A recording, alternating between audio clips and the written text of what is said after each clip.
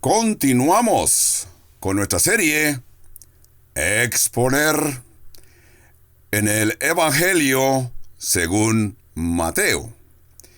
Y hoy estaremos en el capítulo 9, comenzando con el verso 32, luego pasaremos al capítulo 10 hasta llegar al verso 42. Entre otras escrituras. Pero primero vamos a ir a la presencia del Señor en oración. Digámosle al Señor: Padre nuestro, Padre Celestial, cuando consideramos que tú enviaste a tu Hijo Jesús al mundo con una misión, y esta misión nos declara que tú como Padre lo enviaste, y Jesús nos dice: así también yo os envío. Entonces viene a ser la gran pregunta que hacemos en nuestra vida: ¿de qué o cómo nos vas a enviar y a qué nos has enviado? ¿Cuándo será ese tiempo y cómo nos enviarás? Así que, ¿cuándo se completará esta tarea?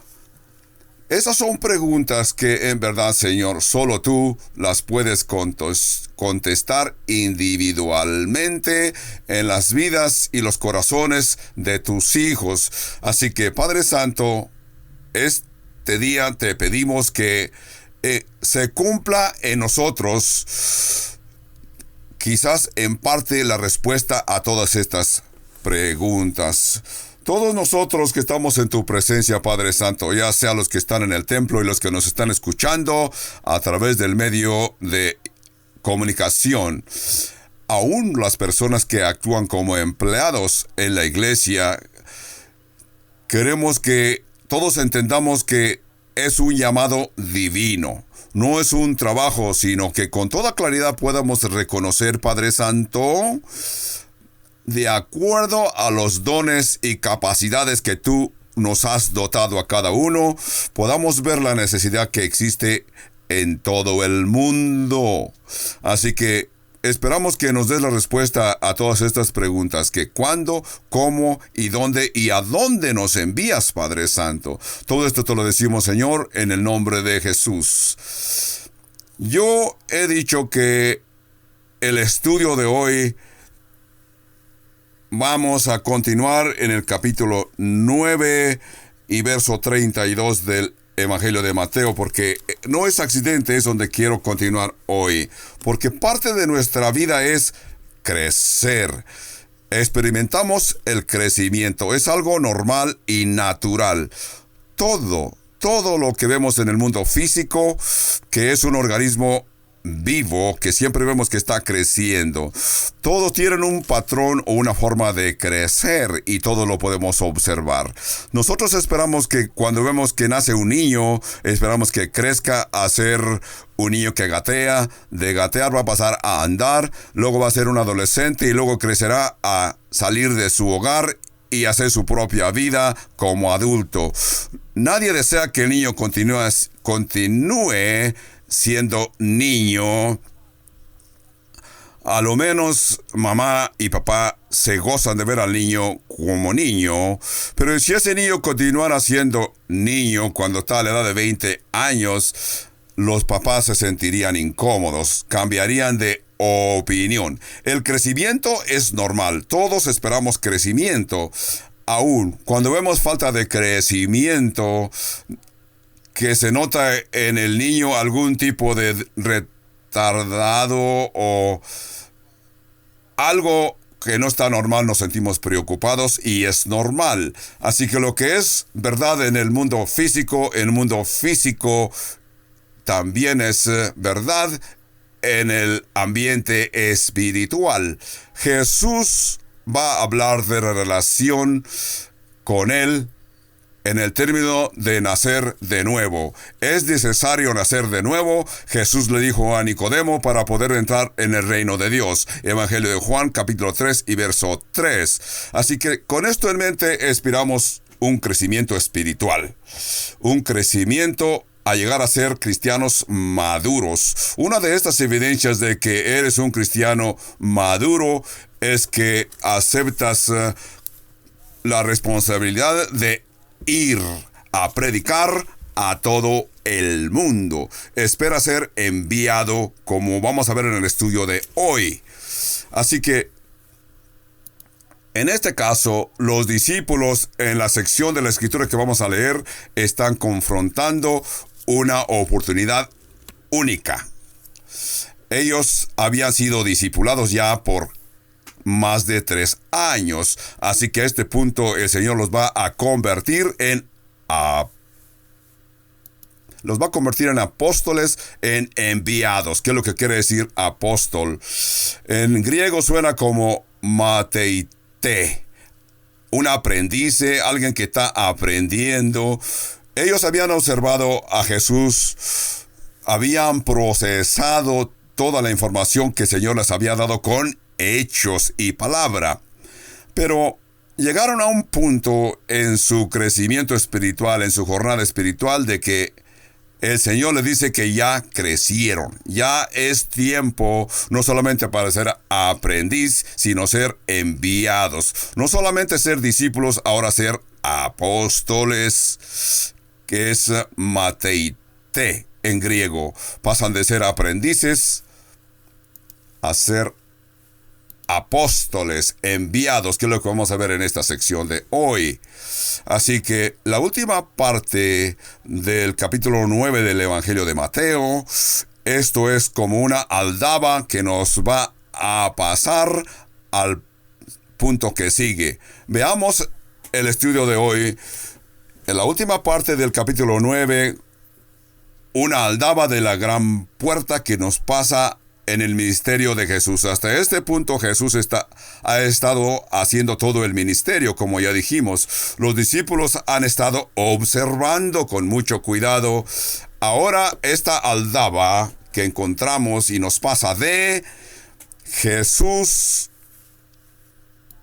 estar ministrando las multitudes, ahora sus discípulos van a ir a las multitudes y ministrar. Hasta este punto Jesús estaba dando toda la enseñanza, la predicación y haciendo sanidades. Así que los discípulos han estado observando. Ahora ellos mismos serán los instrumentos. Jesús ya ha estado en público y a solas preparándolos para el ministerio de enseñar, predicar y sanar. Así que los discípulos están confrontando una enorme oportunidad. Hasta este punto habían estado sentados, tranquilos, observando, aprendiendo. Sabemos que todos tenemos siempre lugar para continuar aprendiendo. Siempre hay algo nuevo que podemos aprender en nuestra vida en esta tierra. Esto nos debe de hacer sentir gozosos y contentos. A este punto los discípulos tienen la dicha de ser enviados. En el capítulo 9 de Mateo, el Señor observa la multitud y vemos que Él observa la condición en que se encontraba la multitud. Cuando Jesús ve esta condición de los que lo escuchan y lo están frente a Él, ahora Él los sana, prepara sus condiciones, así que es donde los apóstoles van a venir y a actuar. Vamos a comenzar leyendo en el Evangelio de Mateo, capítulo 9 y verso 32, y dice: mientras salían ellos, he aquí le trajeron un mudo endemoniado. Y echando fuera el demonio, el mudo habló, y la gente se maravillaba. Notemos el término que usa aquí.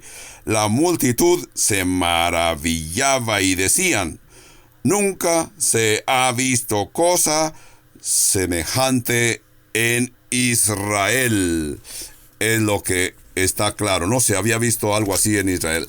Esta multitud que están observando conocían todas las profecías acerca del Mesías que ellos habían aprendido en la sinagoga, como en Isaías 35 y 45, y muchas otras profecías que se referían al hijo de David, y el ministerio y el reino, que durante este tiempo debía de haber sanidades. Los ciegos verían, los mudos podrían hablar y los sordos iban a poder abrir. Principalmente los ciegos iban a poder ver. Por eso es que aquí Jesús les dijo, los envió, y la multitud maravillados decían, nunca se ha visto algo así en Israel. Pero los fariseos dijeron en el verso 34, por el príncipe de los demonios, echa fuera los demonios. Qué horrible contraste, ¿verdad? La multitud dice que se maravillaba y le daban el atributo de estos milagros a Dios mismo. En otras palabras, ellos dicen, esto comprueba de que este hombre es el Mesías. Este es el enviado de Dios que los profetas profetizaron, porque nunca hemos visto algo así en Israel. Así que este hombre debe de ser el Mesías. Estos milagros son hechos por Dios. Pero los fariseos, desafortunadamente, le están dando el crédito de los milagros de Jesús a Satanás. Esto es interesante porque es un contraste muy notable.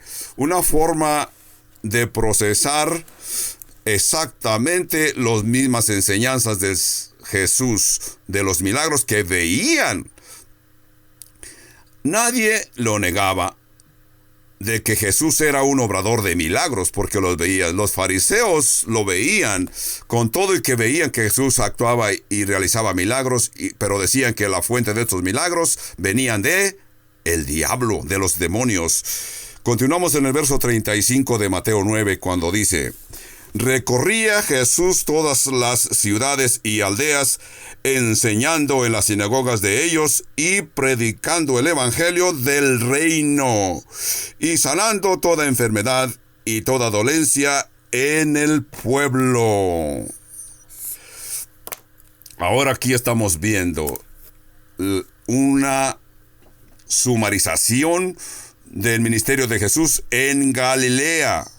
Aquí sumariza lo que Jesús hacía. Dice que les enseñaba, les predicaba y los sanaba. Como tenemos un sistema de preguntas-respuestas a través del sistema del teléfono, la pregunta que nos envía es, ¿por qué es que la posesión de demonios en las gentes era más común en los días de Jesús que en nuestros días?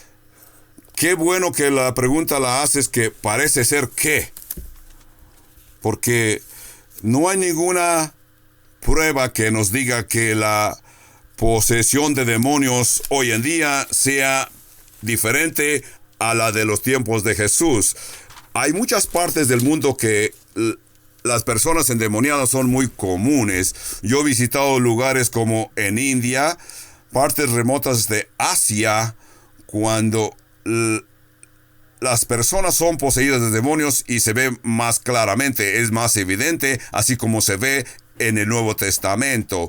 Estas culturas son igual como el antiguo Israel, que estas gentes se puede ver más fácilmente, porque nosotros acá en nuestra cultura occidental se le da el crédito a enfermedades físicas de la persona, se lleva al médico y los médicos los declaran que es un desorden físico y lo tratan con medicamentos y medicinas. Entonces, cuando venimos a nuestra cultura, acá en el occidente, Satanás no es un tonto ni un idiota. No debemos de ignorarlo ni de sus maquilaciones, porque Satanás busca diferentes formas para engañar a las gentes. Quizás acá nosotros no utiliza las tácticas que utilizaba en el Nuevo Testamento, pero Satanás está activo continuamente. Es evidente cuando una persona es poseída de demonios. Ahora vamos a ver en el verso 36. Dice, al ver las multitudes, tuvo compasión de ellas porque estaban desamparadas y dispersas como ovejas que no tienen pastor. Ese es el verso 36. Verso 37 dice, entonces dijo a sus discípulos, a la verdad la mies es mucha, mas los obreros pocos. Rogad pues al Señor de la mies que envíe obreros a su mies. Entonces Jesús vio las multitudes. Jesús vio cómo la gente se veía descarriada y el Señor se sintió preocupado. El Señor pudo haber pensado, ¿de dónde ha venido toda esta gente? No dijo eso. El Señor no se sintió ofendido, sino que Jesús podía ver el interior de las personas. Jesús podía ver, no nomás que era multitud, Jesús podía ver su condición interna. Notemos que dice aquí que Jesús fue movido a compasión. Detengámonos aquí, que de que Jesús fue movido a compasión. Fue movido a compasión. Esto es una palabra griega muy interesante, que es la palabra sukanixomai. Sukanixomai viene de la palabra esplagma, que quiere decir tripas, intestinos, es lo que quiere decir ese término en el idioma griego. Es porque los griegos antiguos creían que la emoción más profunda en una persona se desarrollaba en el estómago, que era el centro de la persona. Por ejemplo, si tú has tenido la experiencia de que alguien te llame para que hables a un público sin tener experiencia, cuando estás frente a la gente y tienes que hablar, ¿cómo te sientes? ¿Cómo te sientes? ¿Qué es lo que te siente incómodo cuando estás frente a la gente? ¿Sientes que tu estómago, hay cambio en tu estómago? ¿Tú lo sientes? ¿Dónde lo sientes? ¿En tus dedos? ¿En tu frente? ¿Lo sientes en tus tripas? ¿Sientes un dolor de estómago? Si alguien te da una noticia catastrófica de que un ser querido ha muerto, ¿qué es lo que sientes inmediatamente? Sientes una incomodidad horrible en tu estómago. Sientes hasta como que quieres vomitar. Por eso es que los antiguos hebreos creían que la persona cuando se emocionaba o sentía un cambio, ya fuera de desacuerdo, su estómago es que lo salía. Por eso es que cuando oían esa noticia, lo que sentías era en tu estómago. Nosotros aquí en el occidente sentimos, cuando experimentamos esto, tenemos una palabra para decir, todo viene de tu corazón, lo más profundo de tu corazón. Pero los hebreos antiguos, para ellos, el cerebro era el corazón. Ellos creían que el cerebro era donde procesabas todos tus pensamientos. Entonces, bíblicamente, el cerebro era el corazón, porque escriben, así como el hombre piensa, es en su corazón. Entonces, lo más profundo de la persona es tu estómago, lo que en el hebreo suena como espagna, flaxionomai. Así que Jesús sintió que su estómago se revolvía. Es una palabra que tenemos que entender lo que quiere decir, porque esta palabra nos revela el tipo de Salvador que tenemos. Aquí Jesús siente, o sus sentimientos acerca de las multitudes, acerca de ti y de mí. Jesús era movido emocionalmente cuando ve la necesidad de los que vienen a Jesús. Entonces, cuando nuestro Señor fue al funeral de su amigo Lázaro y ve a las multitudes, el Evangelio nos dice en el capítulo 11 de que vio que Marta y María lloraban y algunos de la multitud. Juan escribe, dice que Jesús fue movido en el Espíritu. Jesús fue movido a compasión. La misma palabra, flaxonomai, fue movido profundamente, conmovido, y se estremeció en el Espíritu. Pensemos también que la Escritura dice que cuando Jesús estaba en el huerto del Getsemaní y los guardias vinieron para arrestarlos, Jesús claramente dijo: si han venido a arrestarme a mí, dejen ir a estos. Jesús estaba implorando por sus discípulos. Jesús se preocupa por cada uno de nosotros profundamente. En otras palabras, Él ve la oportunidad de librar a sus discípulos porque Jesús sabía que sería arrestado para la gloria de Dios Padre. Cuando Jesús estaba llegando unos cuantos días de la entrada triunfal en Jerusalén, la Escritura dice que cuando estaba en el Monte de los Olivos, vio a Jerusalén. Cuando ustedes vengan a Israel, podrán ver Jerusalén desde el Monte de los Olivos y verán qué panorama tan hermoso y claro. Eso es lo que Jesús vio. Así como Jesús pudo ver a Jerusalén, ustedes mismos podrán decir: ¡wow! Yo he oído de esto, he leído de esto, he visto retratos, pero esto es maravilloso. Jesús no se maravilló cuando tuvo aquella visión. No es que pueda alguien decir que Jesús traía una cámara y dijo: póngase frente aquí o frente allá, frente al templo, para sacar un retrato de esta escena tan maravillosa. La Biblia nos dice que cuando Jesús vio a Jerusalén, Jesús lloró y dijo: Jerusalén, Jerusalén, ¿cuántas veces te he querido reunir como la gallina reúne a sus pollitos debajo de sus alas, pero no estás dispuesto? Porque Jesús estaba viendo el ejército romano que vendría para destruir el templo en Jerusalén. Profundamente sintió dolor y lloró. Lo mismo que hizo en el funeral de Lázaro. En Juan 11:35 dice: y Jesús lloró.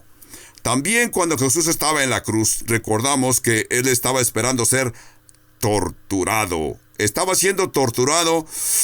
Esa era una muerte que le esperaba con mucho dolor.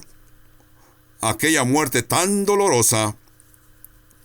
Así que Jesús está pensando acerca de otros, no está pensando en sí mismo. Jesús está pensando cómo sanar y salvar a los más que podía.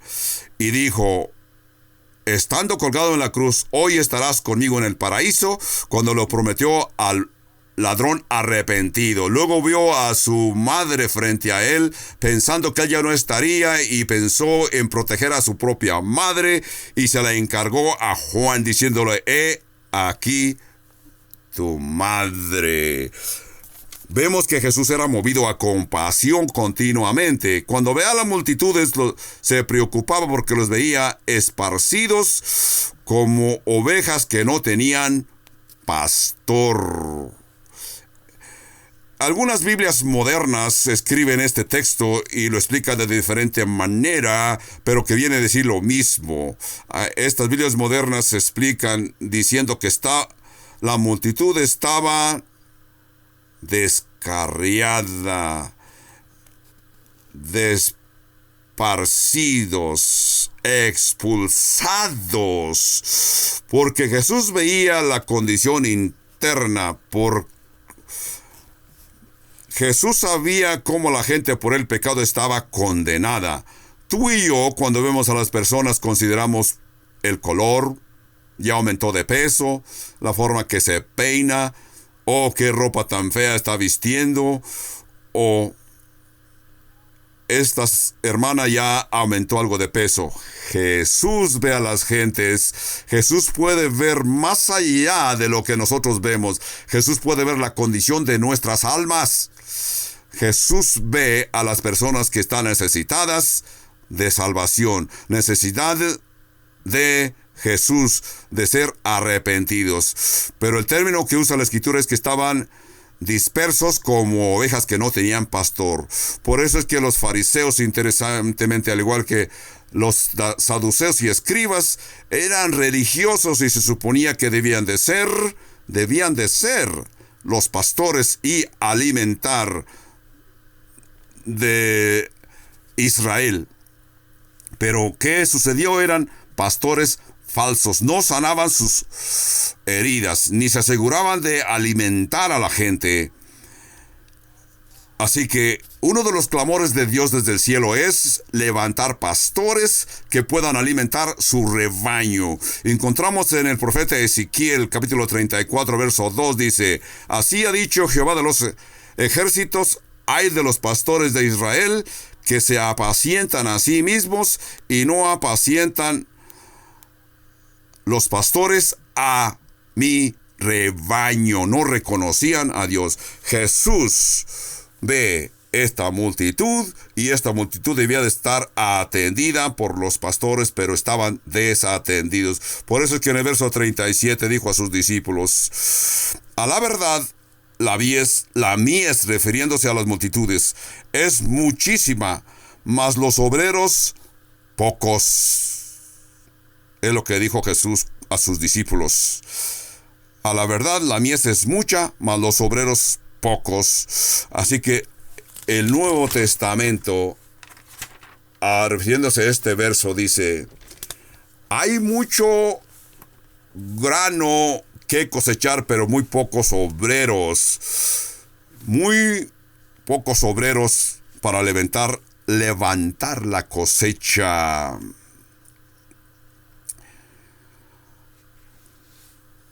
Ahora vemos que Jesús aquí cambia la metáfora. Continúa con la analogía de la cosecha. La necesidad de los muchos contrapesa con los que deben suplir la necesidad. El Señor veía como un agricultor se para frente a sus sembradíos, ve el maizal con mucho grano, ve los trigales con mucho grano. Jesús ve las multitudes y nos da, por ejemplo, esta analogía del agricultor, de que debemos de pedirle a Dios que mande obreros para recoger todo aquel grano en el caso del agricultor. En este caso, Jesús le dice a sus discípulos: rogad pues al Señor de la mies que envíe obreros a su mies. Lo que era verdad en aquellos días es verdad en nuestros días, de que la necesidad de los muchos contrapesa los que deben de suplir la necesidad. Siempre hay más grano, más trabajo que hacer, y hay menos obreros dispuestos a ir a los campos para recoger. Por eso es que ahora vamos a ver cómo el Señor continúa con la analogía de la cosecha. Nos dice que nos debemos de envolver. En primer lugar, el Señor dice aquí en Mateo 9:37 que la verdad, la mies es mucha, mas los obreros pocos. Y rogad al Señor de la mies que envíe obreros a su mies. Yo creo que el Señor oró y todos los discípulos oraron con él, aunque aquí no dice, pero yo creo que el Señor les dijo: amigos míos, vean estas multitudes, vean la condición. Hay muchísima gente, pero no hay quien vaya y los instruya, los ministre. Vamos a pedirle al Señor en oración, al Señor de la mies, al Rey soberano. Le vamos a rogar y a pedir que envíe obreros por todo el mundo. Así que aquí no lo dice, pero yo me imagino que Pedro haber dicho: ¿no están oyendo? Vamos a orar. Seguramente algunos inclinaron sus rostros, otros elevaron sus manos al espacio, otros levantaron su frente al cielo y dijeron: Padre Santo, te vamos a pedir que envíes obreros, hombres y mujeres decididas para ministrar. Interesantemente, Jesús no les dijo: pidámosle a Dios que nos envíe más jefes, más supervisores. Todo lo que necesita es obreros. Así que cualquiera que me esté escuchando puede decir: a Dios: heme aquí, Señor, envíame a mí. Así que no se les olvide este pensamiento. Ahora pasaremos el capítulo 10 de Mateo, verso 1. Dice: entonces, llamando a sus discípulos, les dio autoridad sobre los espíritus inmundos para que los echasen fuera, para sanar toda enfermedad y toda dolencia. Los nombres de los 12 apóstoles son estos. Primero, Simón Pedro, llamado Pedro; Andrés, su hermano; y Jacobo, hijo de Zebedeo; y Juan, su hermano; Felipe, Bartolomé, Tomás, Mateo, el publicano; Jacobo, hijo de Alfeo; Lebeo, por sobrenombre Tadeo; y Simón el cananista; y Judas Iscariote, el que también lo entregó. Eso es los nombres de los apóstoles que estaban frente a Jesús. En el Nuevo Testamento encontramos 4 diferentes listas de esos 12 apóstoles. Una en Mateo, Marcos, Lucas y también en el libro de los Hechos. Parece ser que si comparamos las 4 listas, encontramos que hay 3 grupos de 4 hombres en cada grupo, y en cada grupo parece ser que había uno que era el dirigente. Pedro, Felipe en otro, Jacobo, el hijo de Alfeo, es el otro. De la forma que están apuntados, parece que estos 3 eran los líderes de cada grupo de 4 apóstoles. Cuando leemos aquí, también hay ciertas cosas que aparecen igual, no con la misma exactitud, pero hay ciertas cosas que aparecen en las 4 listas. Y en primer lugar, Pedro siempre se menciona el número 1, o se menciona primero. Entonces, también en segundo lugar, Santiago y Juan siempre están juntos, y Jacobo siempre se menciona primero que Juan, quizás porque Jacobo era el mayor de los 2. Y también encontramos en las 3 listas, o en las 4 listas, encontramos que Judas Iscariote siempre es el último, o el número 12, porque ese fue el que entregó a Jesús. Porque estos escritos se escribieron después de lo que sucedió, la traición.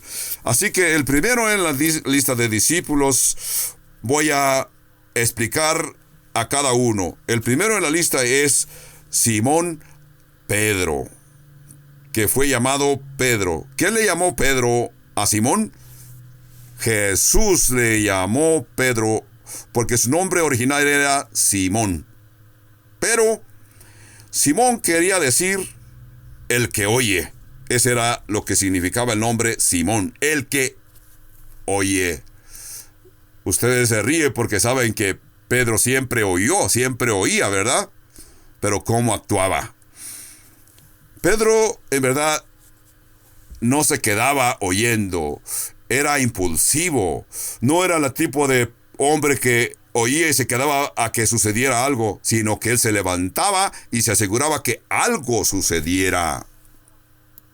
Él quería continuar moviéndose, actuando. Entonces, Pedro siempre deseaba hacer algo. Cuando oía que Jesús decía algo, como cuando Jesús les anunció a los discípulos: iré a Jerusalén, seré arrestado, seré triturado y seré ejecutado y seré muerto.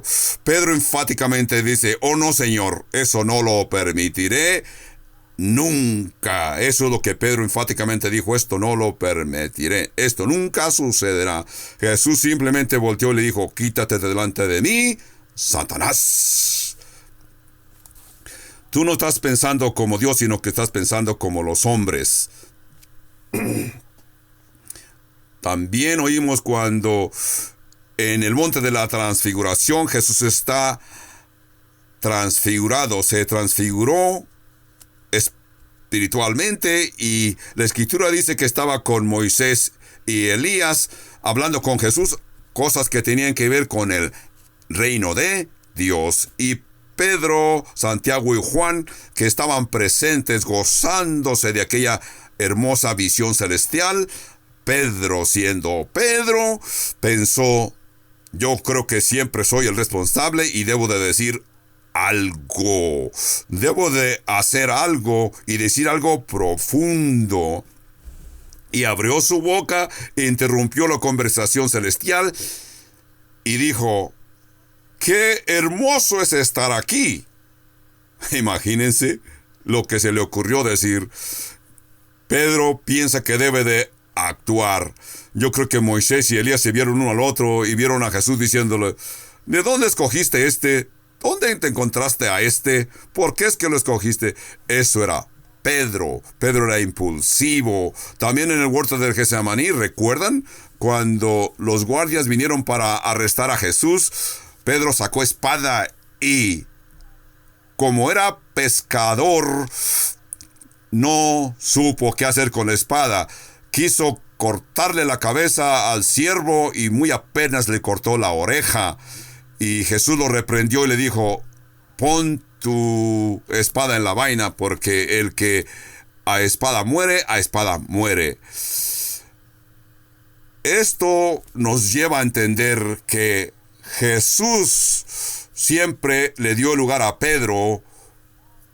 Este es un testimonio maravilloso de la gloria y la misericordia de Dios, porque Jesús nos escoge, con todo y que somos imperfectos. En el caso de Pedro, Jesús lo desarrolló, Jesús lo restauró después de la resurrección.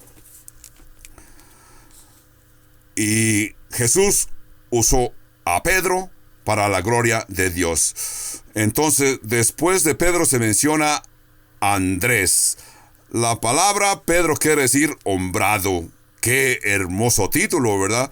Yo creo que Andrés decía: Pedro, yo soy hombrado. Es lo que podía haber dicho. Se menciona en segundo lugar, quizás porque Pedro era mayor que Andrés, porque Andrés era hermano de Pedro. Andrés había sido discípulo de Juan Bautista y luego más tarde se unió y siguió a Jesús. Fue Andrés el que era inseguro, era conformista de Jesús cuando Jesús alimentó a los 5,000 y les preguntó a sus discípulos qué hacer para alimentar a esta multitud. Fue Andrés el que contestó: aquí hay un chamaco que tiene unos pececillos y unos panes, pero ¿qué es esto para tantos? Así Andrés muestra que él era conformista. Cuando dice: ¿pero qué es esto para tantos? Nosotros que ya conocemos la Escritura sabemos que fue la respuesta.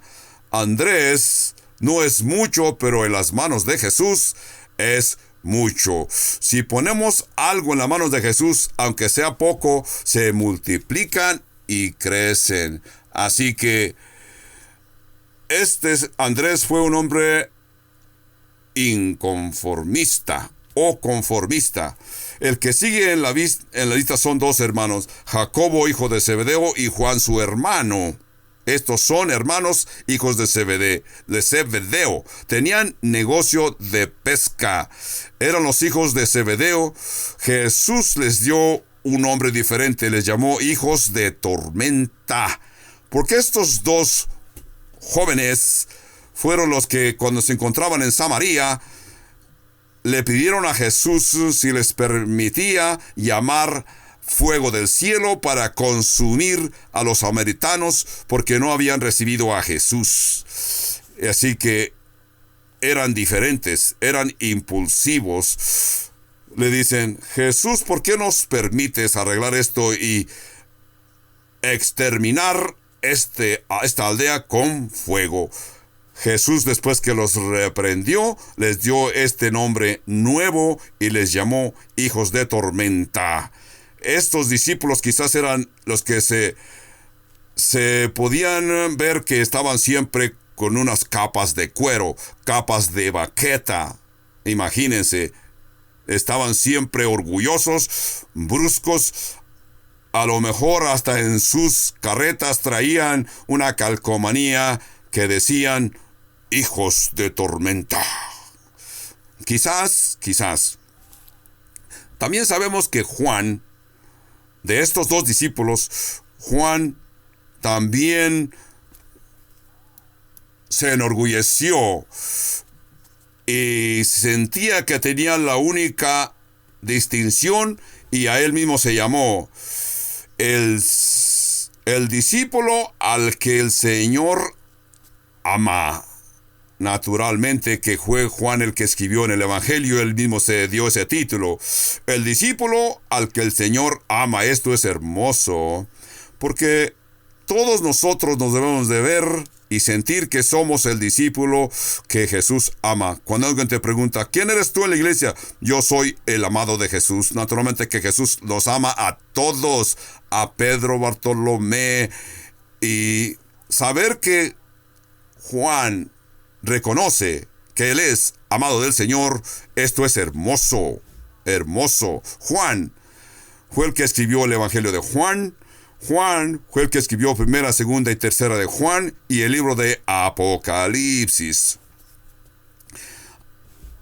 Su hermano Santiago vino a ser el primer mártir entre estos 12 apóstoles, el primer mártir de la iglesia, como aparece en el libro de los Hechos. El que sigue en la lista es Felipe y Bartolomé, y luego Tomás, Mateo, el recaudador de impuestos. Entonces, vamos a ver a Felipe. Felipe,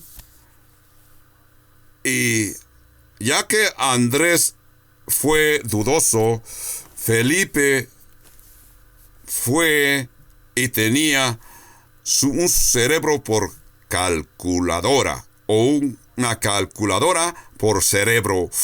Este Felipe fue el que, cuando oyó que Jesús preguntó cómo alimentar a esta multitud, y Felipe dijo, no más no traemos esa cantidad de dinero para comprar comida para todos estos. Cuando Jesús dio la voz de que ustedes alimenten a esta multitud, Felipe comenzó a calcular y dijo, ¿dónde podemos conseguir dinero para comprar pan para todos estos? Felipe comenzó a hacer cálculos en su mente, miró la multitud, y dijo, 5,000, 10,000, 15,000, no sabemos cuántas personas contó o se imaginó, pero sí exclamó y dijo, 200 denarios no alcanzarían para el salario de 8 meses, tampoco no alcanzaría para comprar pan para todos estos. Felipe le gustaba calcular. Él lo dijo claramente. Pero si yo hubiera estado presente, le hubiera dicho, yo no lo sé ni tú lo sabes, pero confía en Jesús. Esto le toca a Jesús. Él es el que nos trajo aquí, Él trajo esta multitud, Él es el que se va a encargar de lo que va a hacer. Pero no, Felipe está calculando, tratando de contestar, y pensó, no traemos lo suficiente dinero para comprar pan para esta multitud. Ese fue Felipe. Ahora aparece Bartolomé, que es Nataniel. ¿Recuerdan ustedes a Nataniel, que es Bartolomé?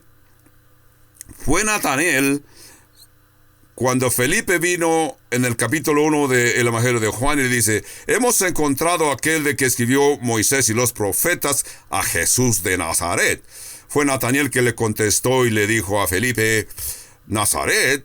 ¿Acaso de Nazaret puede salir algo bueno? Fue lo que exclamó Natanael.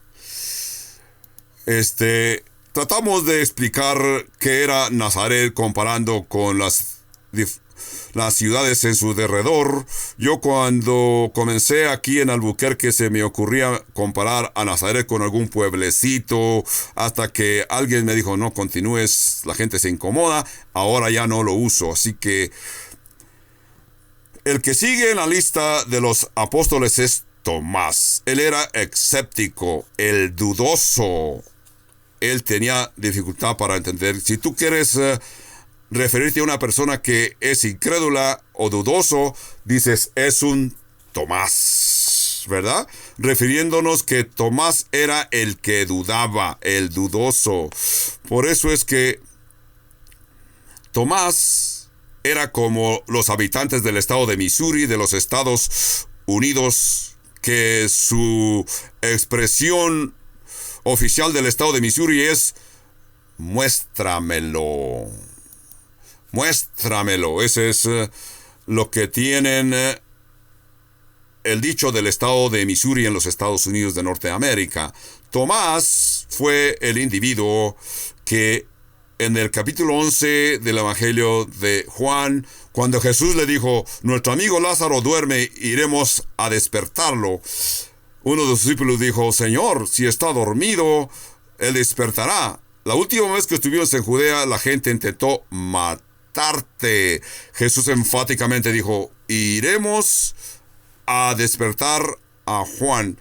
Tomás fue el que claramente dijo: bueno, vamos con él a Judea para así moriremos con él.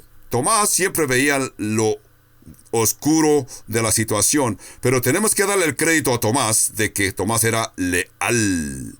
Tenía lealtad para su Señor, porque les habla a los demás: vamos con él, si moremos, como quiera vamos a morir. Así que, ¿qué diferencia hay? Vamos con él. Si él muere y moremos con él, pues así será. Tomás muestra que es un hombre leal, muestra su lealtad con sus compañeros. El que sigue en la lista es Mateo, un ex recaudador de impuestos. Eso es lo que era Mateo, era aborrecido en su vecindad. Luego sigue Jacobo, hijo de Alfeo. También se reconoce como Santiago el menor. ¿Por qué se le llama Santiago el menor? Porque es el más joven de los 12 apóstoles y también es más joven de Santiago el mayor, Santiago el hermano de Juan. De este Santiago menor no se habla mucho. Simplemente sabemos que era el menor y que era hijo de Lebeo.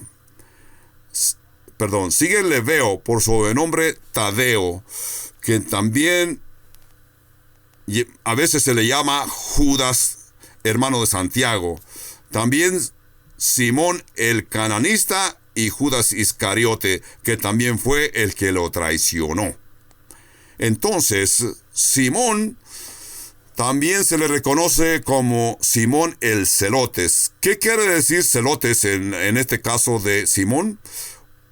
El término Celotes era un partido político religioso, que ellos creían en ser guerreros para asesinar romanos cada vez que tuvieran la oportunidad, porque este partido político decían que debían de tener una organización para derrocar a Roma. Estos hombres creían así porque estaban bajo opresión foránea.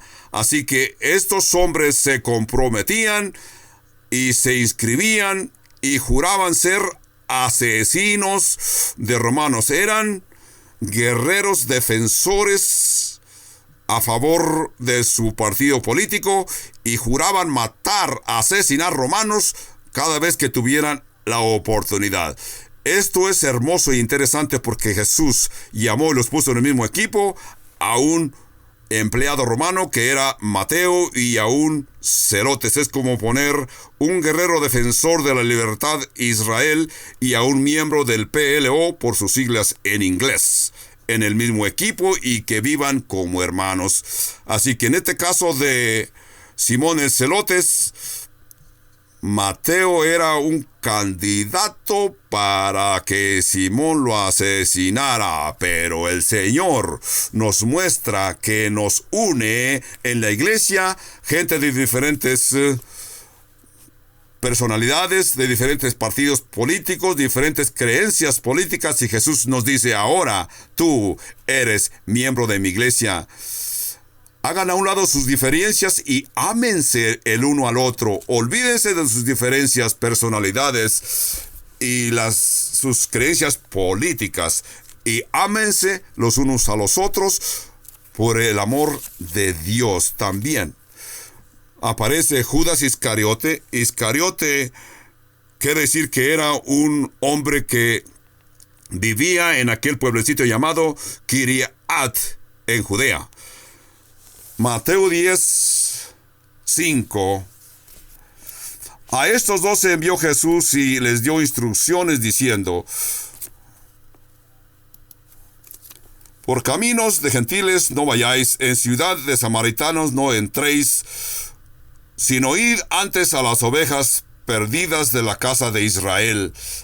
Ahora vamos a comenzar el segundo discurso del Evangelio de Mateo. El primer discurso fue el sermón monarca, el sermón del monte. Este es el segundo discurso de Jesús. Este es el sermón acerca de la comisión, el sermón de la misión. Vemos el cambio. Hasta este punto Jesús está haciendo toda la obra. Jesús está el que está sanando, instruyendo, predicando. Ahora vemos que Jesús los va a utilizar. Ahora los va a enviar. Les va a decir que ya tienen poder y deben de ir. Estos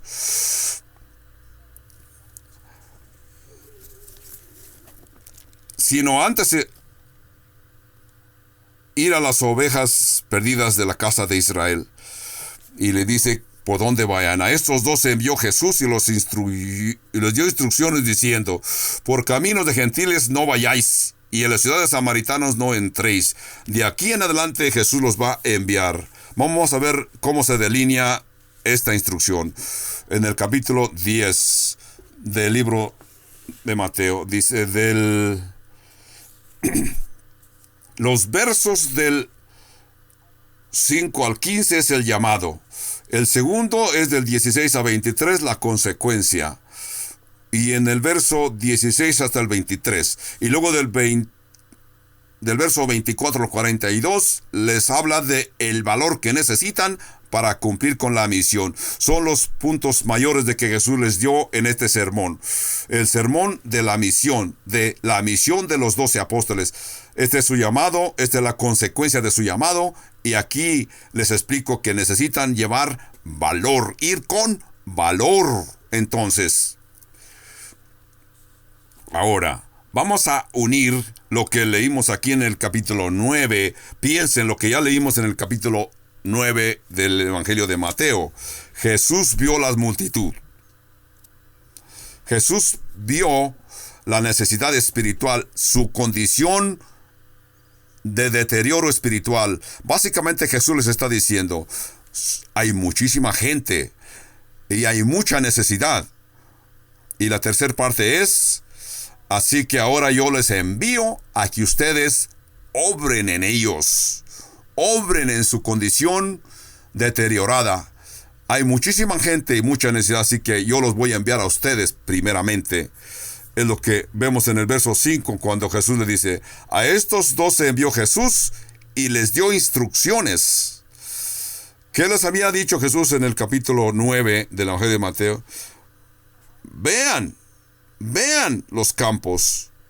En el verso 9, entonces dijo a sus discípulos: a la verdad la mies es mucha, mas los obreros son pocos. Así que rogad pues al Señor de que envíe obreros a su mies. Ellos oraron, clamaron: Señor, Señor. Le pidieron, le presentaron la necesidad y dijeron: amén. Ellos creen que hasta aquí llegó todo. Ahora Jesús le dice: felicidades, Dios ha contestado su oración en ustedes mismos. Ustedes son los que van a ir, y los envió, los comisionó, los preparó para que llevaran este mensaje al resto del mundo, o sea, a todo el mundo. Hay solución para la condición tan maligna que vemos en estos tiempos en la humanidad. Todos ustedes deben de estar de acuerdo de que hay una gran necesidad en todo el mundo. Ustedes están de acuerdo de que hay multitudes de gente que necesitan a Jesús. Levanten sus manos para que yo pueda ver que están todos de acuerdo conmigo. Ahora vamos a ver qué es la solución para esta condición pecaminosa. Escuchemos mucho cuidado porque la solución está aquí. Escuchen con mucho cuidado. En este estudio se puede ver. En primer lugar, poner atención en la gente incrédula y ver su necesidad espiritual. Cuando Jesús veía a las multitudes, no venía a multitudes, veía la necesidad de las multitudes. Tú, como empleador, no puedes ver a tus empleados como empleados. Debes de verlos como gente que tiene necesidad. O tú como empleado no vas a ver a tu supervisor como tu supervisor, sino que vas a ver su necesidad espiritual, su necesidad de conocer a Jesús. O cuando vas manejando por la carretera y ves la gente que se te está atravesando y te sientes incómodo, debes de entender que esas personas son personas sin Cristo. Tienes que verlos diferente. Tienes que pensar en alguna forma ayudarlos. Así es como Jesús los vio. Ese es el primer paso en resolver el problema y poder ayudar en la condición deteriorante que hay en el mundo. Ahora veremos cómo Jesús miraba a las gentes. No les veía como gente normal, sino que les veía su condición espiritual, su condición internamente. En segundo lugar, ora por ellos. Jesús les dijo, siempre puedes hacer más de que oras. Después de que oras, logras más que antes de orar. Por eso es que Jesús se mueve a través de ti. Dios te muestra lo que debes de hacer. Dios te muestra cómo y qué hablar a las personas. Por eso, oras primero. Primero oras. Yo creo que hay muchos cristianos que están tratando de servir, pero se les olvida orar primero. Oímos como tantos predicadores dicen que hay mucha necesidad, hay mucha necesidad, vayas, pero ellos mismos no caen de rodillas y orar y pedirle a Dios, Señor, guíame, dirígeme, ¿qué es la parte que yo voy a hacer en esto? Muéstrame. Simplemente se levantan, se arrancan y se van, lo que es.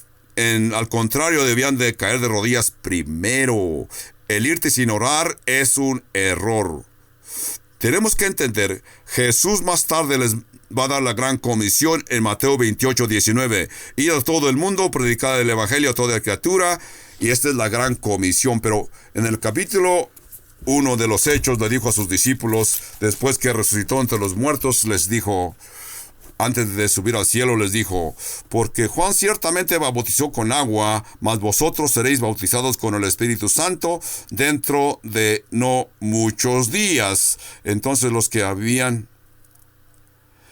habían reunido le preguntaron, pero en el verso 4 les dijo, que no se fueran de Jerusalén, sino que esperasen la promesa del Padre, la cual les dijo, oísteis de mí.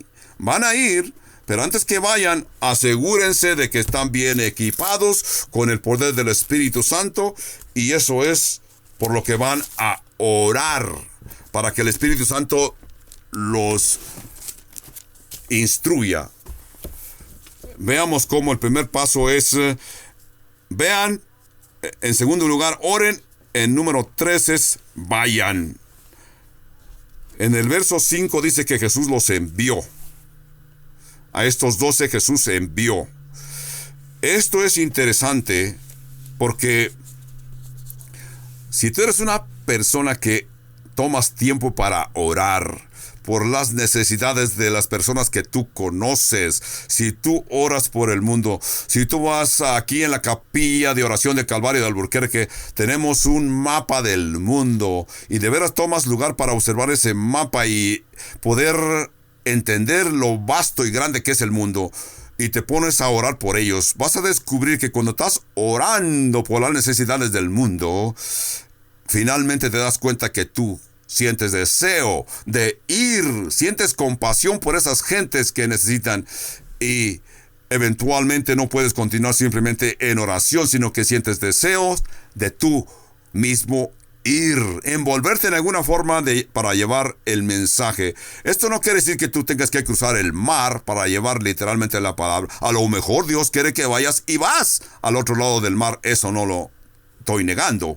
Pero lo que sí quiero que me entiendan es que quizás tú nunca irás al otro lado del mar personalmente en tus pies, pero sí puedes ir y debes de ir al otro lado del mar en tus rodillas, de rodillas. Debes de ir a tu vecindad, buscar a las personas que tú sabes que tienen necesidad y orar.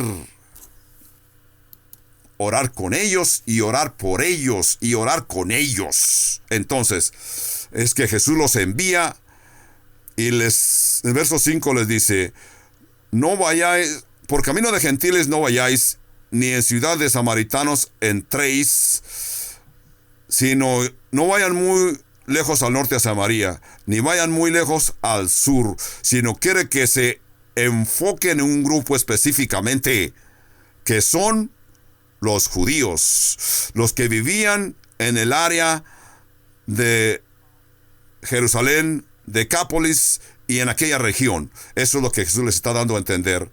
Sino ir antes a las ovejas perdidas de la casa de Israel. Y yendo, predicad diciendo, el reino de los cielos se ha acercado. No simplemente tienes que ir, hablar, vociferar. Porque yo he oído algunos predicadores que se expresan, lo he oído hace años, y muchas personas lo repiten y dicen, y se oye muy hermoso cuando dicen, id, anda, ve a predicar, y si tienes que usar palabras, úsalas. Predica el evangelio, y si es necesario, usa palabras. Yo te digo, usa palabras. Eso se oye muy hermoso. Mucha gente cuando oye dice, eso está muy bien dicho. Se oye muy bien, sí es cierto, pero eso está equivocado. Siempre es necesario usar palabras. Cuando tú vas a predicar, no solamente hagas buenas obras, porque las vas a hacer, pero tienes que abrir tu boca, predicar, citar las escrituras. No vas a pensar que la gente va a decir, tú estás viendo que yo estoy haciendo lo que hago es porque soy cristiano. Yo sé que Jesús vino del cielo y fue crucificado. Yo espero que tú lo entiendas. Eso está bueno y a la vez está mal. Es necesario que uses palabras. Tienes que vociferar, gritar, proclamar, predica, enseña, instruye. Sé un representante del rey. Diles por qué les das un vaso de agua, por qué es que oras con ellos y por sus necesidades, y por qué haces esas hermosas obras de que les ayudas. Así que ve, predica, abre tu boca diciendo, el reino de los cielos se ha acercado. Y luego ellos te van a preguntar, ¿qué es lo que quieres decir? Entendemos que esta es la misión. Un poco más tarde, Jesús nos va a dar la gran comisión aquí. Es una comisión para los 12 apóstoles. Más tarde la comisión va a ser para muchos. En este caso, Jesús les está explicando específicamente que vayan a los hijos de Israel, a los judíos, las gentes que vivían en aquella área, que les anunciaran a ellos de que el Mesías judío ya había venido, que había estado profetizado en las profecías. El que Dios había profetizado por muchos años ya está aquí. Somos su representante. Y si te piden que les compruebes, compruébales. Cuando tú ores por ellos, Dios va a sanar sus necesidades. Eso es lo que va a comprobar de que tú eres un representante del Mesías. Dice aquí bien, sanad enfermos, limpiad leprosos, resucitad muertos, echad fuera demonios. De gracia recibiste, dad de gracia. No os proveéis de oro, ni de plata, ni cobre, ni en vuestros cintos, ni de alforja para el camino, ni de 2 túnicas, ni de calzado, ni de bordón, porque el obrero es digno de su alimento. Jesús les está diciendo, vayan. No vayan a ir cargados de garras, ropas y zapatos. Simplemente lleven lo necesario y vayan. No estés pensando, llevaré estas botas, llevaré sandalias. Simplemente levántate cómodamente y vete, y el Señor va a proveer. Jesús les está enseñando que deben aprender a depender de Dios. Y no siempre será así. Eso es lo que les está diciendo ahora. No estén ustedes pensando, es como un misionero se debe de ir en nuestros días. No, en nuestros días las cosas son diferentes. Tienes que hacer tu maleta, comprar boletos para el autobús, el avión, el barco, según donde vayas a ir. Así que, con todo y esto tienes que saber que vas por una temporada. Si vamos al capítulo 22 de Lucas, vamos a ver lo que Jesús les dijo en Lucas 22, 35. Ellos le dijo, cuando os envié sin bolsa, sin alforja y sin calzado, ¿os faltó algo? Ellos dijeron nada. Y les dijo, pues ahora, el que tiene bolsa, tómela, y también la alforja. Y el que no tiene espada, venda su capa y compre una espada. No hay palabras. Esta comisión ya es diferente. Ahora tienen que planear. Lleven provisiones, lleven protección y váyanse a predicar. Es una comisión diferente. Los está entrenando en el capítulo 10 del Evangelio de Mateo, para que aprendan a vivir y depender de Dios por fe. Que aprendan a ejercitar su fe. En el verso 11 dice, más en cualquier ciudad o aldea donde entréis, informaos quién en ella es digno de y posad en ella. Posad ahí. Y entrar en ella y saludarlas. Y si la casa fuere digna, vuestra paz vendrá sobre ella. Mas si no fuere digna, vuestra paz se volverá a vosotros. Y si alguno no os recibiere, ni oyere vuestras palabras, salid de aquella casa o ciudad y sacudir el polvo de vuestros pies. De cierto os digo que en el día del juicio será más tolerable el castigo para la tierra de Sodoma y Gomorra que para aquella ciudad. Imagínense lo que está diciendo el Señor.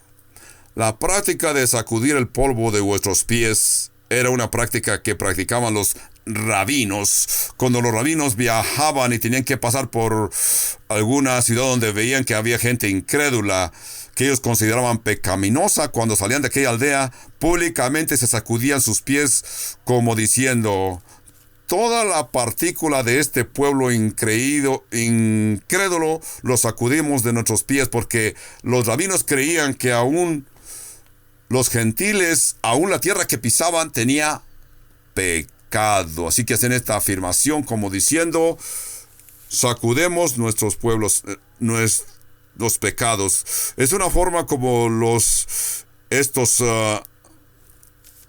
judíos se consideraban limpios.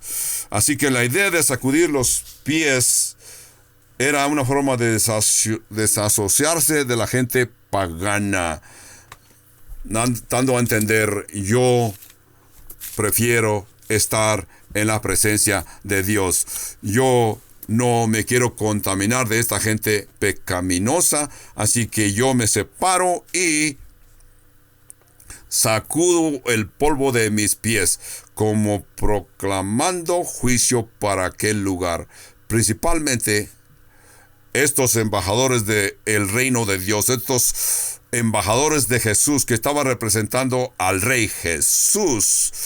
Así que si no los recibían, era porque ellos no recibían el mensaje de el Rey Jesús. Y si no reciben el mensaje de Jesús el Rey, entonces Jesús les dijo, no me reciben a mí, tampoco reciben a mi Padre del cielo. Así que sacúdanse el polvo de vuestros pies, como proclamando que ellos continuaban separados y continuaban limpios. ¿Ustedes recuerdan en el Nuevo Testamento a alguien que haya hecho esto? ¿Ustedes recuerdan? En el Nuevo Testamento, sí. En el capítulo 13 del libro de los Hechos y verso 44, Pablo y Bernabé se expresaron de esta manera. Cuando entraron a Asia Menor, que es en los tiempos modernos Turquía, fueron a la sinagoga y Pablo presentó un sermón hermoso en su sinagoga y la gente se gozaba de estos visitantes. Y la Escritura dice que Pablo y Bernabé, si tienen, hermanos, palabra de ciencia o palabra útil, venid y hablarnos. Así que ellos les hablaron de las profecías, de los profetas, de la venida del Mesías, de los pactos que las Escrituras hablaban, cómo profetizaban a Jesús. Y la Escritura dice de que les decía que la Escritura decía que podían ser perdonados, y les hablaban de que la ley de Moisés no limpiaba. Así que aquellos gentiles de la sinagoga que no eran descendientes judíos o no eran creyentes judíos, estaban escuchando aquel sermón y estaban contentos. Y le dijeron a Pablo: ¿pueden venir otra vez las próximas semanas? Esto es hermoso, nunca habíamos oído esto. Entonces, el sábado siguiente, Pablo y Bernabé estaban continuando la enseñanza y la Escritura dice que toda la ciudad se agolpeó. Toda la ciudad se agolpó y se juntaron. A esto los dirigentes de las sinagogas se enojaron y levantaron falsos testigos y trajeron a la presencia de ellos que maldicieran a los discípulos. Por eso es que los discípulos se fueron de ahí, de Antioquía, y fueron a Iconio. Y dice en el capítulo 13 de los Hechos que se sacudieron sus pies como testimonio. Ellos entonces, sacudiendo contra ellos el polvo de sus pies, llegaron a Iconio. Por eso es que Jesús le dice: de cierto os digo que el día del juicio será más tolerable el castigo para la tierra de Sodoma y Gomorra que para aquella ciudad. Verso 16. He aquí os envío como ovejas en medio de lobos. Si yo hubiera estado oyendo y hubiera dicho: gracias. Qué hermosa posición de ir como ovejas en medio de lobos. Una oveja frente a lobos no tiene ninguna posibilidad de salvarse, sino que va a ser desgarrado. En palabras, Jesús quiere que entiendan que van a ir a un territorio hostil cuando digan que representan a Jesús. Las gentes no van a estar de acuerdo con ustedes, así que cuando ustedes vayan a esta gente mundana, es como tú en estos días, una vez que te conviertes a Jesús y regresas a los tuyos y les dices: he aceptado a Jesús, ya no continúo con mi religión, cualquiera que haya sido tu religión. Tus seres queridos te van a despreciar, te van a insultar. Así que aquí Jesús es lo que nos está diciendo: seréis aborrecidos por mí y ustedes van a ir como ovejas entre lobos. Aquí entramos en la parte número 2. Primero fue la consecuencia. Ahora estamos viendo que los está hablando de la persecución. Entonces, sed pues prudentes como serpientes y sencillos como palomas, y guardaos de los hombres, porque os entregarán a los concilios de sus sinagogas y os azotarán. Y aun entre gobernadores y reyes seréis llevados por causa de mí, para testimonio a ellos, a los gentiles. Mas cuando os entreguen, no os preocupéis por cómo o qué hablaréis, porque en aquella hora os será dado lo que habéis de hablar, porque no sois vosotros los que hablaréis, sino el Espíritu de vuestro Padre que habla por vosotros. Así que el contexto aquí es: todos vamos a pasar por un tiempo de persecución. Cuando tú estás testificando y sabes que hasta puedes perder tu vida, recuerda, Dios te va a glorificar y Dios te va a dar las palabras correctas que debes de decir para el que te está oyendo. Verso 21. El hermano entregará a la muerte a su hermano, y el padre al hijo, y los hijos se levantarán contra los padres y los harán morir. Y seréis aborrecidos por todos por causa de mi nombre, mas el que persevere hasta el fin será salvo. No, aquí no quiere decir que una persona se le va a conservar su salvación espiritual o su salvación que Dios le dio. Si lo que Dios quiere que seas un testigo fiel cuando seas perseguido. Cuando tú lees este verso y lo comparamos con lo que dice el libro de Apocalipsis, de cómo después del el periodo de 3 y medio de que Dios va a derramar su ira sobre la tierra y aparecerá el anticristo, así que vendrá la salvación espiritual y también habrá libertad física para los que estén oprimidos físicamente durante ese periodo de la tribulación. Por eso que aquí Jesús dice, verso 23, cuando os persigan en esta ciudad, huid a otra, porque de cierto os digo que no acabaréis de recorrer todas las ciudades de Israel antes que venga el Hijo del Hombre. El discípulo no es más que su maestro, ni el siervo más que su señor. Bástele al discípulo ser como su maestro y al siervo como su señor. Si al padre de familia llamaron Belcebú, ¿cuándo más a los de su casa? Imagínense, cuánto más a los de su casa. Belcebú era una deidad que era otro nombre para referirse a Satanás. Por eso es que las palabras de Jesús y obras de Jesús se las atribuían a Belcebú, que es Satanás. Así que no temáis, porque nada hay encubierto que no haya de ser manifestado, ni oculto que no haya de ser revelado. Lo que os digo a las tinieblas, decidlo en la luz, y lo que oís al oído, proclamarlo desde las azoteas. Y no temáis a los que matan el cuerpo, mas el alma no pueden matar. Temed más bien a aquel que puede destruir el alma y el cuerpo en el infierno. Verso 29. ¿No se venden 2 pajarillos por 1 cuarto? Con todo, ni aun uno de ellos cae en tierra sin la voluntad de vuestro Padre, pues aún vuestros cabellos están todos contados. Imagínense. Así que no temáis, mas valéis vosotros que muchos pajarillos. Piensen en lo que acabamos de leer. Quizás ustedes hasta aquí debemos de dejar el estudio de hoy, pero piensen lo que Jesús dijo aquí, de que 2 pajarillos se venden por 2 moneditas. Aún lo que nosotros consideramos más insignificante y difícil, de un aspecto insignificante de nuestras vidas, como cuántos cabellos tenemos o un pajarillo, Dios está en control aún de los pajarillos.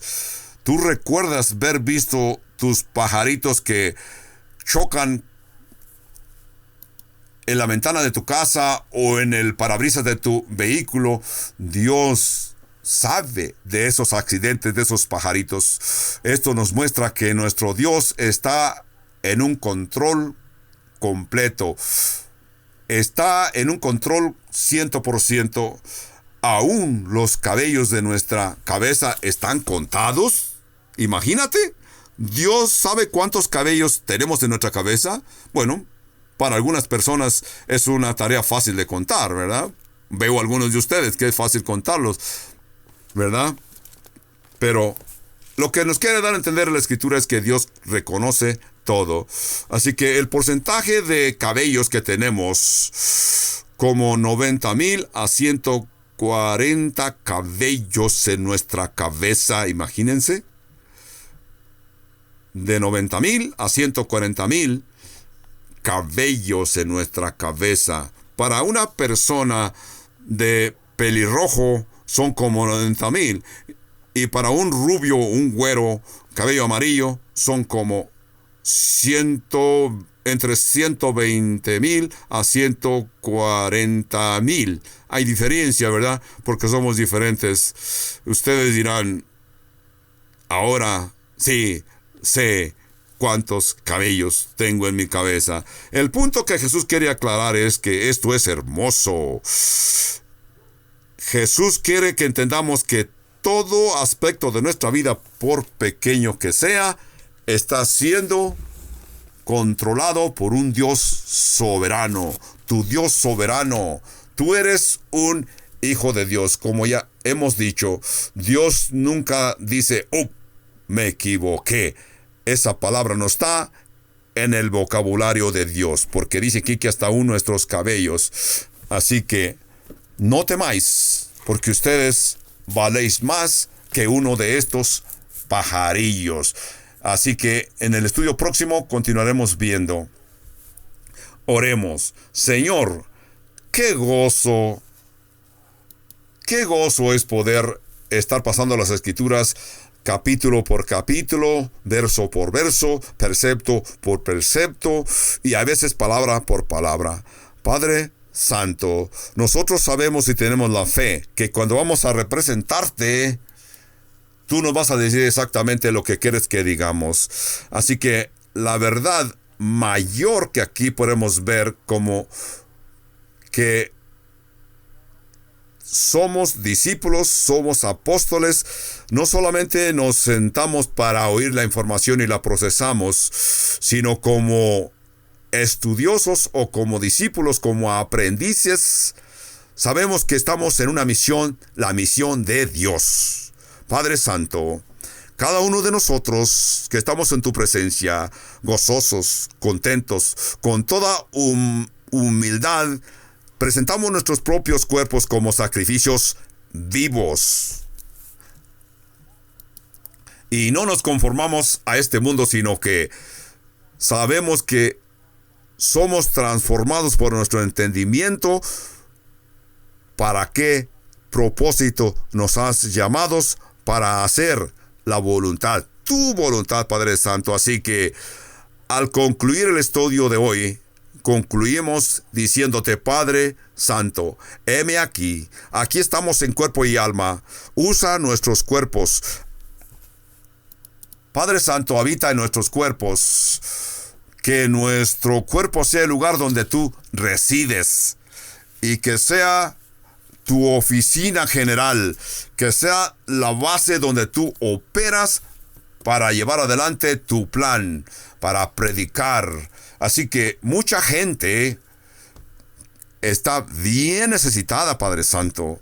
Te pedimos por ellos y nos envíes y nos des la palabra y nos llenes con tu Espíritu Santo para poder continuar con tu obra en tu iglesia. Padre Santo, simplemente te lo pedimos, que nos muestres qué es la tarea, que nos des las palabras adecuadas y perfectas que necesitamos para que las gentes te glorifiquen. Las palabras que te glorifiquen a ti. Padre Santo, todo esto te lo pedimos en el nombre de tu Santo Hijo, nuestro Señor Jesucristo. Amén. Amén.